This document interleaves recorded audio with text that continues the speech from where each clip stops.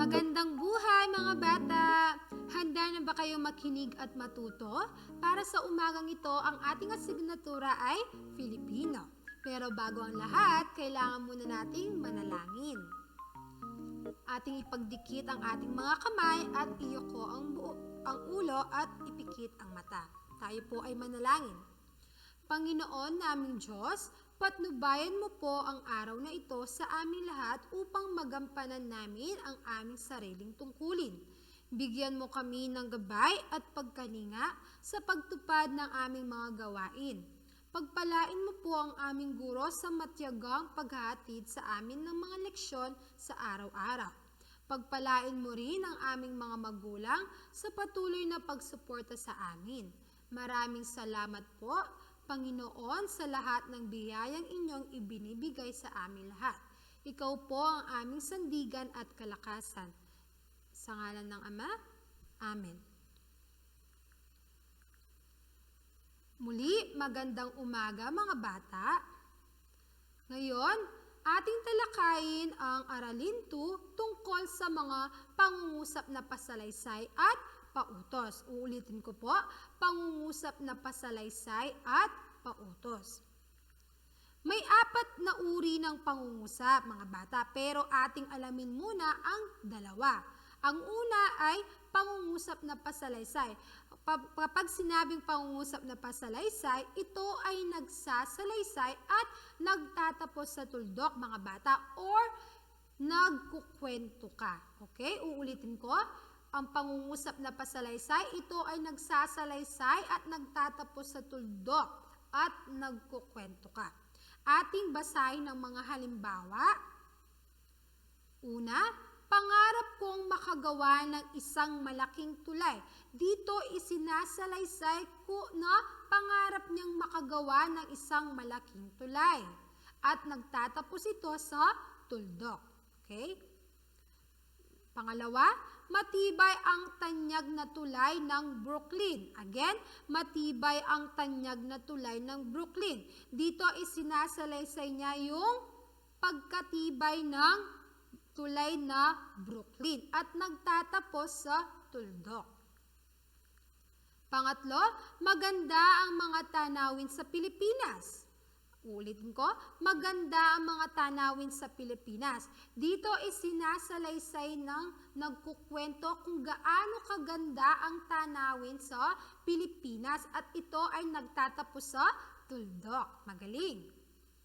Pang-4, si Mang Pedro ay mahusay sa pagkukumpuni ng mga sirang gamit. Uulitin ko, si Mang Pedro ay mahusay sa pagkukumpuni ng mga sirang gamit. Dito isinasalaysay ng tao kung gaano kahusay sa pagkukumpuni ng sirang gamit si Mang Pedro. At nagtatapos ito sa tuldok. Magaling!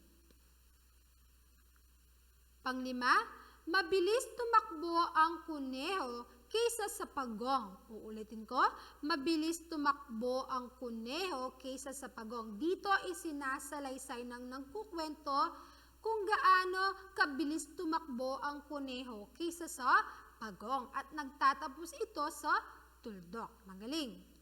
Pang-6, maraming isda sa dagat na pwedeng ibenta sa palengke. Uulitin ko, maraming isda sa dagat na pwedeng ibenta sa palengke. Dito isinasalaysay na nagkukwento na maraming isda sa dagat na pwedeng ibenta sa palengke. At nagtatapos ito sa tuldok. Pang-7, mahusay sa pagguhit ang tatay ni Ruben. Uulitin ko, mahusay sa pagguhit ang tatay ni Ruben. Nagtatapos ito sa tuldok. At isinasalaysay na nagkukwento kung gaano kahusay sa pagguhit ang tatay ni Ruben. Pang-8, ang aming guro ay masipag at matyaga sa pagtuturo sa amin. Uulitin ko, ang aming guro ay masipag at matyaga sa pagtuturo sa amin. Dito nagtatapos ito sa tuldok. Isinasalaysay na nagkukwento kung gaano kasipag at katyaga sa pagtuturo ang kanilang guro. Magaling. Pangsyam, nakapagtapos ng pag-aaral ang aking mga kapatid. Uulitin ko, nakapagtapos ng pag-aaral ang aking mga kapatid. Ito ay nagtatapos sa tuldok dahil isinasalaysay na nagkukwento na nakapagtapos ng pag-aaral ang kanyang mga kapatid. Okay? At ang pang-sampo, kumain ng masarap na ulam ang mag-anak sa parke. Kumain ng masarap na ulam ang mag-anak sa parke. So, ito ay nagtatapos sa tuldok dahil isinasalaysay ng nagkukwento kung gaano kasarap ang ulam nila. Okay? Ang pangalawang uri ng pangungusap, pangungusap na pautos. Ulitin ko, pangungusap na pautos. Anong ibig sabihin ng pangungusap na pautos, mga bata? Ito ay nag-uutos o nakikiusap at nagtatapos din ito sa tuldok. Ulitin ko, ito ay nag-uutos o nakikiusap at nagtatapos din sa tuldok. Ating basahin ng mga halimbawa. Una, umupo ka sa tabi ko. Dito ay nang-uutos ang tao. Okay? Umupo ka sa tabi ko. Nagtatapos ito sa tuldok. Pangalawa, matulog ka na mamaya. Uulitin ko, ito ay nagtatapos sa tuldok dahil nag-uutos ka. Pangatlo, maghugas ka ng plato ngayon, Isabel. Uulitin ko, maghugas ka ng plato ngayon, Isabel. Dito, nag-uutos siya na hugasan ng plato. At nagtatapos ito sa tuldok. Pangapat, pakilabhan mo ang mga maruruming damit. Uulitin ko, pakilabhan mo ang mga maruruming damit. Dito nag-uutos ang tao na labhan ang mga maruruming damit at nagtatapos ito sa tuldok. At panglima, anak, gawin mo ang inyong takdang aralin sa Filipino. Uulitin ko, anak, gawin mo ang inyong takdang aralin sa Filipino. Ito ay nagtatapos sa tuldok dahil nag-uutos ka. Naintindihan ba, mga bata? Maaari din magtapos sa tandang pananong ang pangungusap kung ang tono ng pakiusap ay paraang patanong. Ibig sabihin, nagtatanong ka. Ito ay nagsasaad din ng paggalang. Tayo ng mga halimbawa. Una, maaari bang tulungan mo akong buhatin ang mesa? Dito ay nang uutos ka pero nagtatanong ka ng tulong. So, ito ay nagtatapos sa tandang pananong. Pangalawa, pwede mo ba akong turuang gumuhit? Muli, ito ay nagtatapos sa tandang pananong. Pangatlo, maaari mo ba siyang bigyan ng pagkain? Uulitin ko, maaari mo ba siyang bigyan ng pagkain? Dito ay nang uutos ka pero nagtatanong ka, kaya nagtatapos ito sa tandang pananong. Pang-apat, maaari ka bang bumili ng bawang at sibuyas sa palengke? Dito ay nang uutos ka at nagtatanong.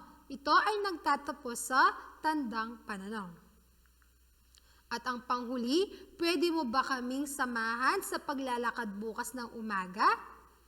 Pwede mo ba kaming samahan sa paglalakad bukas ng umaga? Dito ay nang uutos ka pero nagtatanong ka muna. Kaya ito ay nagtatapos sa tandang pananong. Naintindihan ba, mga bata, kung ano ang dalawang uri ng pangungusap? Una, meron tayong pangungusap na pasalaysay at ang isa, meron tayong pangungusap na pautos. Kung naiintindihan ng ating aralin, ating sagutin ang inyong aklat sa Filipino. Ating sagutin ang pagsasanay A at B sa pahina 211 to 212. Ating sagutin ang pagsasanay A, narito ang panuto. Isulat sa guhit kung ang mga sumusunod na pangungusap ay pasalaysay ba o pautos. Okay, uulitin ko. Isulat sa guhit kung ang mga sumusunod na pangungusap ay pasalaysay o pautos. Una, Patlang, kaarawan ni Gina sa Lunes. Dito ay nagsasalaysay siya tungkol sa kaarawan ni Gina sa Lunes. Ito ay pasalaysay. Magaling.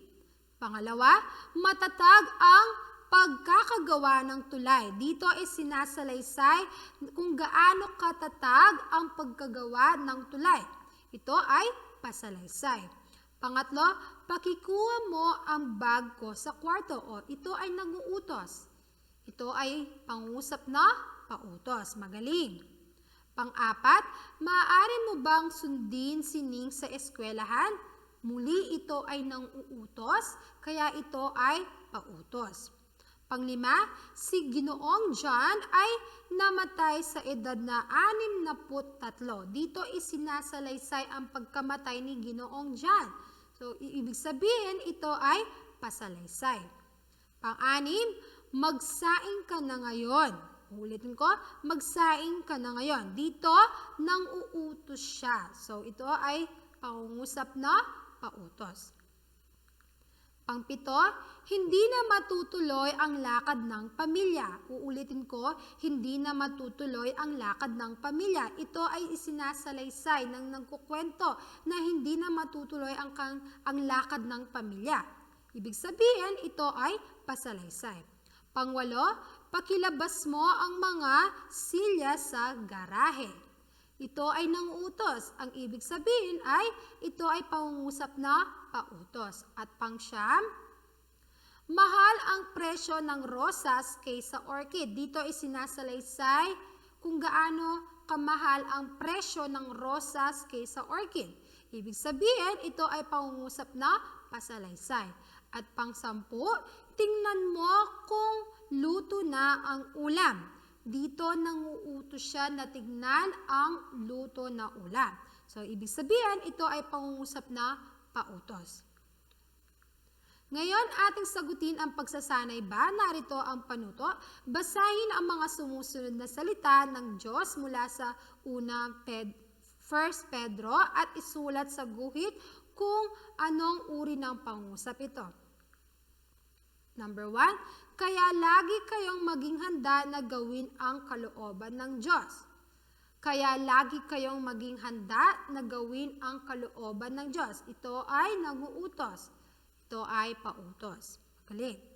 Pangalawa, magalak kayo sa kabila ng iba't ibang pagsubok. Magalak kayo sa kabila ng iba't ibang pagsubok. Ito ay pautos. Pangatlo, hinahatulan ng Diyos ang mga tao ayon sa gawa ng bawat tao. Ito ay pasalaysay. Magaling. At ang pang-apat, dapat magkaisa kayo sa isip at damdamin. Uulitin ko, dapat magkaisa kayo sa isip at damdamin. So ito ay pautos. At ang panglima, ang salita ng Diyos ay nananatili magpakailanman. So dito ay nagsasalaysay. Ibig sabihin, ito ay pasalaysay. Naintindihan ba mga bata kung ano ang dalawang uri ng pangungusap? Ulitin ko, meron tayong pangungusap na pasalaysay at pangungusap na pautos. Kung naintindihan po mga bata, wala tayong takdang aralin sa Pilipino. Maraming salamat sa pakikinig. Hanggang sa muli nating pagkikita. Paalam!